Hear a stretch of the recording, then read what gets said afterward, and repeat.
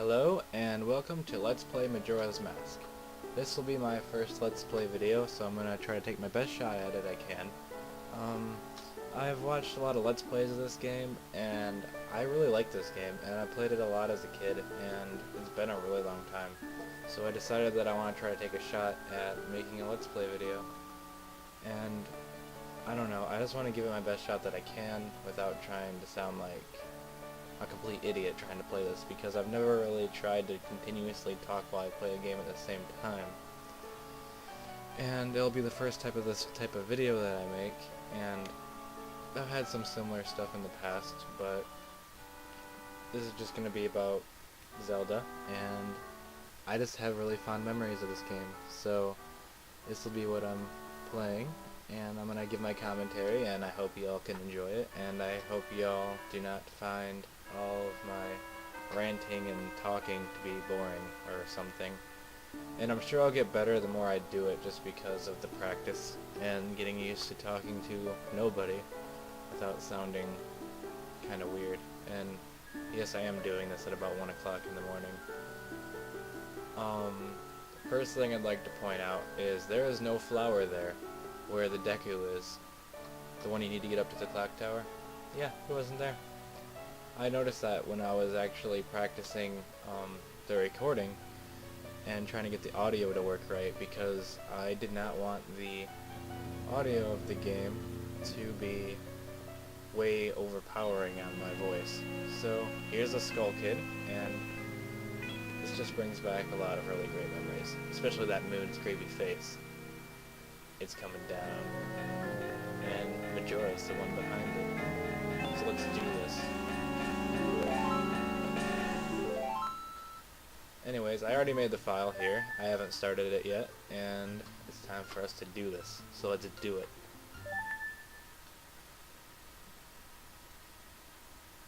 In the land of Hyrule, there echoes a legend held dearly by the royal family that tells of a boy. A boy who, after battling evil and saving Hyrule, crept away from the land that had made him a legend. Done with the battles he once waged across time, he embarked on a journey, a secret and personal journey. A journey in search of a beloved and invaluable friend. A friend of whom he parted ways when he finally fulfilled his heroic destiny and took his place among legends.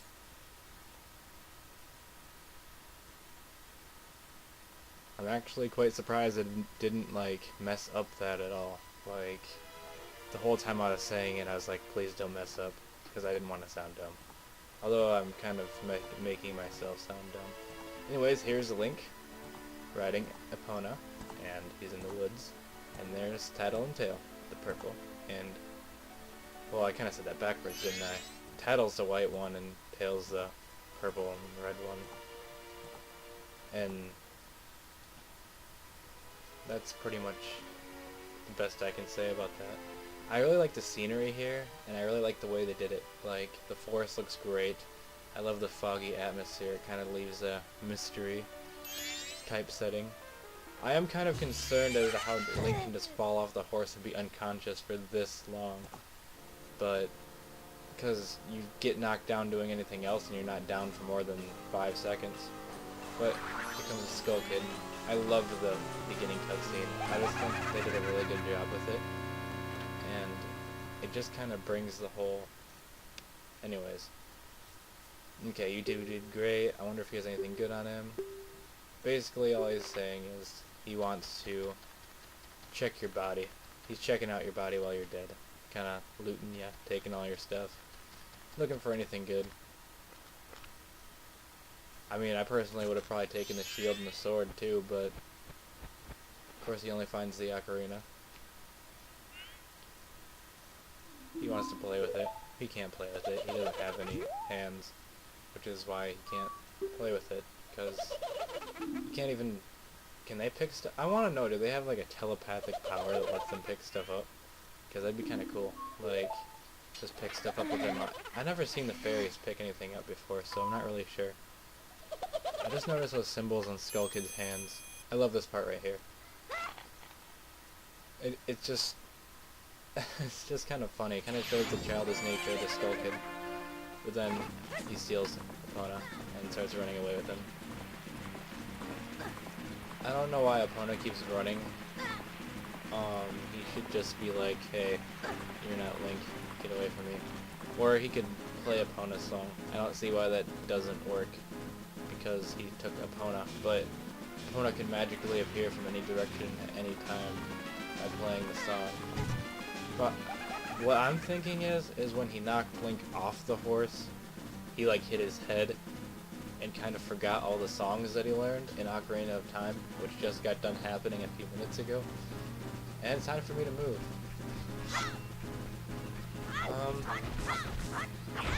I'm wasting time. Sorry, I like to screw around in the beginning because it's kind of like a really neat looking forest you don't get to come back to unless you restart the game. I've played through the beginning quite a few times. You'll see me doing pretty, I wouldn't say good or anything. I wouldn't go as far as to say that I'm good at this game. I mean, I'd say that I'm not bad. But yeah, you'll see later on when I'm doing the temples and I get hopelessly lost. Well, not the first one, I'm pretty good at the first one. I really like this part because it's really trippy, and if you look around you can see the Deku and the Ocarina and the Goron and the Zora. Okay, landing on a plant at like 100 miles an hour is completely okay. I just really like the scenery and the way that they just put all this together here. It's like really interesting. Skull Kid's like, I got rid of your horse. It doesn't listen to me. There's no point in riding a thing like that, so I got rid of it. So they're kind of like insinuating that he like killed the horse, but yeah, he killed my pony. Well, not really, but anyway, this is the part where he's like, do you think that you can defeat me as I am? And then he like, wow, that was a terrible voice. I'm not gonna do that again. Well, then he turns you into this little cutscene, and it brings you to probably the most epic thing ever. Link being turned into wood. Yeah, the point of this is that they're trying to show the Skull Kid has great power and can turn Link into things, which I wonder why he doesn't do that more often, or just do it again. Well, I guess he has a Song of Healing, so there's no point in him doing it again.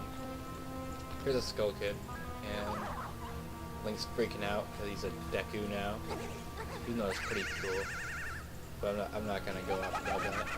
Skull Kid's laughing. I always wish I could get the Majora's mask, but you totally can't.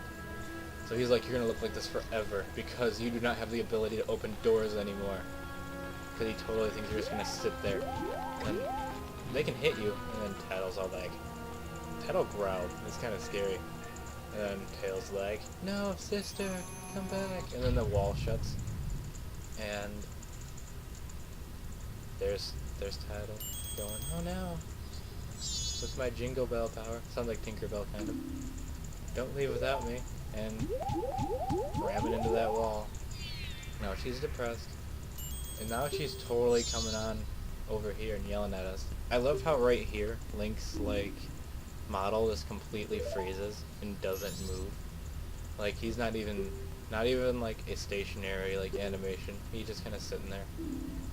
But I know he's just supposed to be staring at Tattle, but so pretty much now Tail is gone and Tattle's gonna try to follow you, and you let her because that's just how Link is. He doesn't say otherwise. If he has a problem with it, he doesn't say it. So now Tattle's coming with, and pretty much saying, oh, well, you don't know what to do without me, so you might as well let me tag along, otherwise you're kind of screwed, buddy.